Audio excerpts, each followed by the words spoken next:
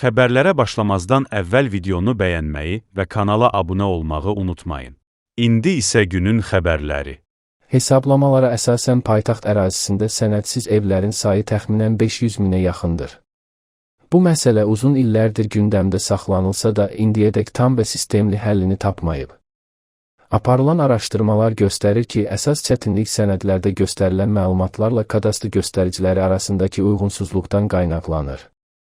Məsələn, vətəndaşın əlində olan sənəddə torpaq sahəsi yaşayış təyinatlı kimi qeyd edildiyi halda, kadastr məlumat bazasında həmin torpaq fərqli kateqoriyada göstərilə bilər.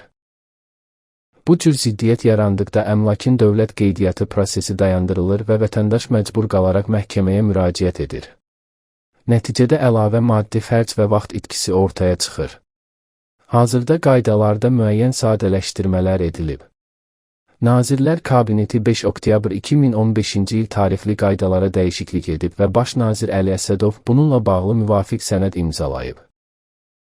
Yeni qərara əsasən sənədlərlə kadastr məlumatları arasında uyğunsuzluq aşkar edilərsə, qeydiyyat orqanı 15 iş günü müddətində araşdırma aparmalıdır.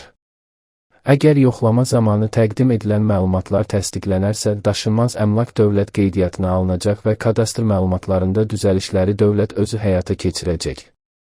Bu dəyişiklik o deməkdir ki, vətəndaşların əlavə sənəd toplamaq məcburiyyəti və ya texniki xətalara görə imtina ilə üzləşmə riski xeyli azalacaq.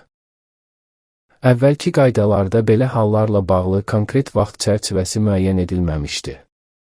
Yeni tənzimləməyə görə isə vətəndaş ilkin hüquq müəyyənedici sənədləri daşınmaz əmlakın dövlət reyestrinə təqdim etdikdə, yoxlama zamanı torpaq sahəsinin kateqoriyası ilə bağlı dəqiqləşdirməyə ehtiyac yaranarsa, müvafiq icra hakimiyyəti orqanı, yəni reyestr xidməti, 15 gün ərzində yer quruluşu xəritələri və təqdim olunmuş sənədlər əsasında araşdırma aparmalı və vətəndaşa rəsmi cavab verməlidir.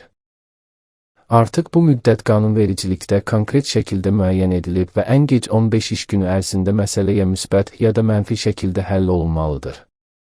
Əgər qeydiyyat mümkün sayılarsa, vətəndaşa qeydiyyat sənədlərinin verilməsi barədə məlumat təqdim edilir və müvafiq prosedurları tamamlaması tələb olunur. Əks halda əsaslandırılmış imtina cavabı verilir. Məlumdur ki, sənədsiz evlərə qaz, su, elektrik və digər kommunal xətlərin çəkilməsi hüquqi baxımdan kifayət qədər mürəkkəb prosesdir. Müxtəlif vaxtlarda sakinlərin bu problemləri dəfələrlə ictimai müzakirəyə çıxarılıb. Araşdırmalar göstərir ki, bu çətinliklərin əsas səbəblərindən biri torpaq sahəsinin rəsmi qeydiyyatda olmamasıdır. Bu baxımdan sual yaranır, sadələşdirilmiş yeni qaydalar problemi tam aradan qaldıra biləcəkmi?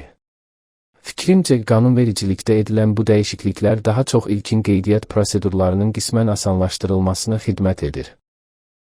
Lakin bu addımlar sənədsiz ev problemini köklü şəkildə həll etmək üçün yetərli deyil. Mən hesab edirəm ki, bu məsələ ilə bağlı vahid və kompleks qərarın qəbuluna ehtiyac var. Ayrı-ayrı normativ hüquqi aktlara dəyişikliklərin edilməsi, daşınmaz əmlakın dövlət reyestri haqqında, qanunun müəyyən maddələrinin yenilənməsi və ya müxtəlif qərar və sərəncamların qəbulu problemin tam və sistemli həllinə imkan vermir. Qeyd edək ki, sözü gedən qərar artıq qüvvəyə minib. Qərarın əsas məqsədi daşınmaz əmlakın sənədləşdirilməsi prosesini daha operativ və çevik etmək, eləcə də kadastr məlumatlarında mövcud olan uyğunsuzluqları aradan qaldırmaqdır.